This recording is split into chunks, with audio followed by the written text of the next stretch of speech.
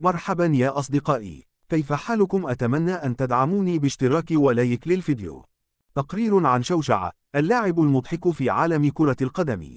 إن عالم كرة القدم يعج بالنجوم واللاعبين المحترفين الذين يتميزون بمهاراتهم وإنجازاتهم الرياضية الرائعة.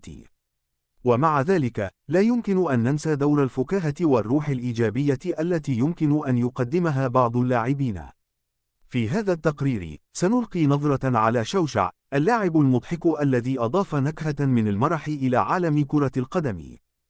شوشع هو لاعب كرة القدم الذي اشتهر بسبب طبيعته الفكاهية وشخصيته اللطيفة على وسائل التواصل الاجتماعي وخارجها.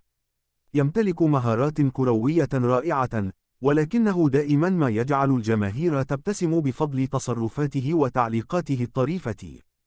شوشع يمكن أن يكون مصدر إلهام للأطفال والشباب، حيث يشجع على اللعب بسعادة وروح رياضية إيجابية.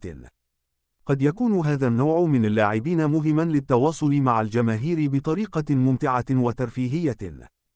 يجب أن نذكر أن الفكاهة في عالم كرة القدم لها دور هام في تخفيف الضغط وزيادة الترابط بين اللاعبين والجماهير.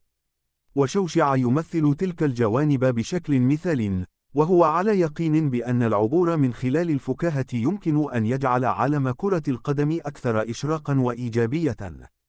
بالنهاية، يعتبر شوشع لاعبا مضحكا وممتعا يضيف لمسة من البهجة إلى عالم كرة القدم.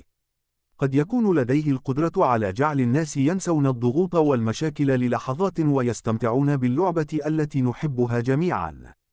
طيب الله مساءكم.